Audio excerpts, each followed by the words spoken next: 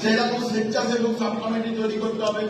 এবং সবচেয়ে গুরুত্বপূর্ণ এখন থেকে যেটা যে দুটো সাব কমিটিকে দারুণভাবে ফাংশনিং করতে হবে, একটা ফাইন্যান্স সাব কমিটি, অর্থের সাব কমিটি, এবং আর একটা হচ্ছে ক্যাম্পেইন সাব কমিটি, প্রচার সাব কমিটি।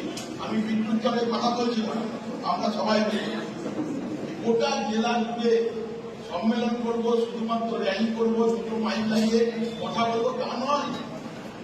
যারা আগামী দিনে 18 বছর হতে চলেছে, বসে আঁকো প্রতিযোগিতা, বিভিন্ন সাংস্কৃতিক প্রতিযোগিতা, এই সমস্ত কিছুর মধ্য দিয়ে রকে কর্মসূচি করতে হবে। আর তার জন্য প্রচার সাব কমিটি তৈরি করতে হবে, তার জন্য সাংস্কৃতিক সাব কমিটি তৈরি করতে হবে। এবং সার্বিকভাবে এই সমস্ত কিছু করার মধ্য দিয়ে সম্মেলনকে সফল করার আগে পরিকল্পনা গ্রহণ করতে হবে। আর শেষ কথা বলতে চাই, স্বেচ্ছাসেবায় কোন কাজের পরিমাপ হয় না, ওদের কাজে মাপতে হয় না, ও বেশি কাজ করছে, ও কম কাজ করছে।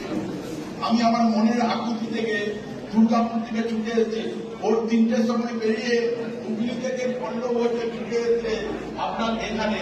ও ভালোবাসে হচ্ছে সংগঠনটা করতে, রক্তদান আন্দোলনটা করতে। আপনারা এই বৃষ্টির দিনেও ঘরে দুপুরবেলায় ঘুমোতে পারতেন, ছুটে এসছেন একদম বহরমপুর থেকে আরম্ভ করে জঙ্গিপুর থেকে, আমোদপুর থেকে, বিভিন্ন প্রান্ত থেকে আপনারা ছুটে এসছেন। আপনারা মানুষের জন্য মানবিক কাজ করতে যান, মান আর ঘুষ নিয়েই হচ্ছে মানুষ, সেই জন্যই আপনারা ওদের ছুটে এসেছেন। তবে সার্বিকভাবে মুর্শিদাবাদের রক্তদান আন্দোলনকে এটা আমাদের চ্যালেঞ্জ নিতেই হবে।